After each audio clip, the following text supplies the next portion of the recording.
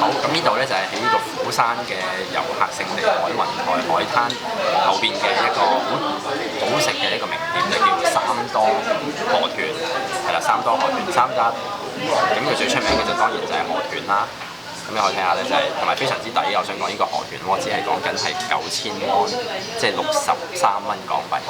咁啊，我哋為咗要即係盡量試多啲嘢咧，我哋叫咗2個河豚鍋啦，亦都叫咗呢個咁嘅海鮮豆腐鍋嘅，都係講緊8000蚊，即係呢個50零蚊嘅啫。咁啊，當然香港食就會貴好多啦。咁同埋呢個河豚咧，香港根本食唔到啊！呢個韓式嘅做法。咁你見到就係望落去啲湯係好清甜，同埋佢好清嘅個湯底度，亦都有啲香葱啊，有啲芽菜啊咁樣襯底，我嚟熬呢個湯底嘅。咁啲湯我都會飲晒嘅，基本上係啦。好咯，咁我哋就可以開動啦。